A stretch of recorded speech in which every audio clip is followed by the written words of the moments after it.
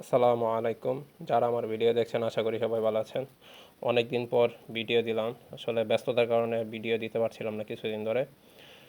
যাই হোক, অনেক দিন ধরে ইচ্ছা ছিল যে আমার খামারে কিছু হাঁস নিয়ে আসবো। তো আজকে গেছিলাম এক হাটে আমাদের বাসায় দিকে।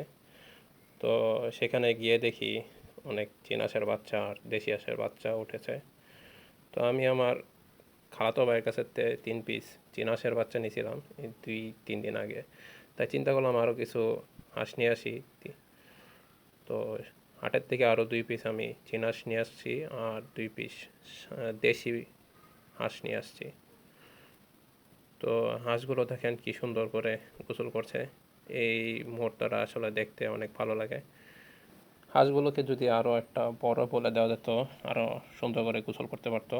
আসলে আমার কাছে এই মুহূর্তে তেমন কোনো বড় জায়গায় দিব ব্যবস্থা নাই, পানি দিব এমন কোনো ব্যবস্থা নাই। তাই এই ছোট বলটাতেই দিলাম। দেখেন হাঁসগুলো কি সুন্দর গোসল করছে। হাঁসগুলোকে দেখতে কেমন লাগছে অবশ্যই সবাই কমেন্টে জানাবেন। দেখেন সাদা হাঁসটা কি সুন্দর ডুব দিচ্ছে, ডুব দিয়ে পানির নিচে আবার ওই যে উপরে উঠছে। এই দৃশ্যগুলো দেখতে আসলে অনেক সুন্দর লাগে। তো আজকের ভিডিওটি ছিল এই পর্যন্তই। যারা ভিডিওটি দেখছেন যদি ভালো লাগে একটি লাইক কমেন্ট শেয়ার করে দেবেন। দেখা হবে অন্য কোনো ভিডিওতে। সেই পর্যন্ত সবাই ভালো থাকবেন। আল্লাহ হাফেজ।